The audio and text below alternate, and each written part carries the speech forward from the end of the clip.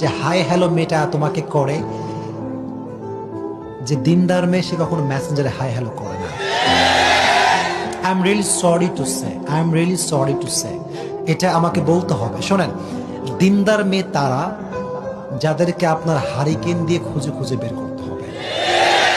দিনদার মেয়েকে আপনি ফেসবুকের মেসেঞ্জারে হাই হ্যালোতে খুঁজে পাবেন না। দিনদার মেয়েকে আপনি খুঁজে পাবেন বাসার ভেতরে পর্দার আড়ালে খুঁজে পাবেন। যদি কোনো হিন্দু বা বিধর্মী ইসলাম গ্রহণ করে এবং ইসলাম গ্রহণ করার পরে আবার সে শিরক করে, একটু ভালো করে বুঝবেন। যদি কোনো মুসলমান, সে আগে হিন্দু ছিল বা বিধর্মী ছিল, দেন হি বিকেম আ মুসলিম, সে মুসলমান হয়েছে, মুসলমান হওয়ার পরে সে আবার পূজা করছে, আবার সে পূজার সঙ্গে জড়িত হচ্ছে, শিরকিয়াতের কাজ করছে, এমন অবস্থায় তার কোনো ইবাদত আল্লাহর কাছে কবুল হবে না। যদি সে তার ইবাদতকে কবুল করাতে চায়, তাহলে তাকে আবার মুসলমান হতে হয় পরিপূর্ণ, এবং সে যেই দেশে আছে বা যেই গোত্রে আছে, যে এলাকায় আছে, এই বিধর্মীদের মাঝখান থেকে বের হয়ে তাকে মুসলিম এলাকায় বসবাস করতে হবে, এবং শিরক থেকে পরিপূর্ণ ফিরে এসে একনিষ্ঠভাবে ইখলাসের সাথে, শিরকিয়াত ছাড়া সে যদি আবার আমল করতে পারে এই শর্তগুলো মেনে, তাহলে তার ইবাদত আবার কবুল করবে একজন। তিনি কে?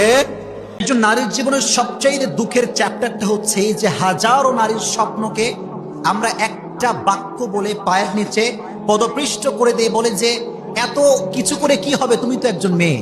কি কথাটা আছে না নাই? মেয়ে বলে যে আব্বা জীবনে ডাক্তার হতে চাই, অনেক বড় আমার স্বপ্ন। আব্বা বলে তুই মেয়ে মানুষ, তো ডাক্তারনি হয়ে কি হবে রে? ভাইরে, ইসলাম নারীকে ঘরে থাকতে শেখায়, ঠিক আছে, তবে ইসলাম যদি এই কথাই বলে যে সব নারী ঘরে থাকবে, তাহলে যখন আপনার ওয়াইফ প্রেগনেন্ট হবে, কথাগুলো বুঝবেন, দামি কথা বলছি, ফালতু কথা এগুলো না। আমি হুজুর, ফর এক্সাম্পল, আমার ওয়াইফ প্রেগনেন্ট, আমি যখন কোনো হসপিটালে যাব, যদি সিজার করতে হয় বাই চান্স, একদম সিরিয়াস অবস্থা, ফর এক্সাম্পল বলছি, আমি একজন হুজুর মানুষ, আপনি একজন হুজুর মানুষ, আপনি কি কখনো আপনার স্ত্রীকে গায়রে মাহরাম পুরুষের হাতে তুলে দিতে পারবেন? তখন লাগবে একজন নারী ডাক্তার নিয়ে, ঠিক কিনা বলেন? লজিক সব জায়গায় দিবেন না। নারীদেরও স্বপ্ন পূরণ করার অধিকার একটা আছে না নাই? কোন নারী যদি স্বপ্ন পূরণ করতে চায় হালাল ভাবে, ইসলামকে মেনে, আল্লাহর কসম কেউ তাকে বাধা দেওয়ার অধিকার রাখে না।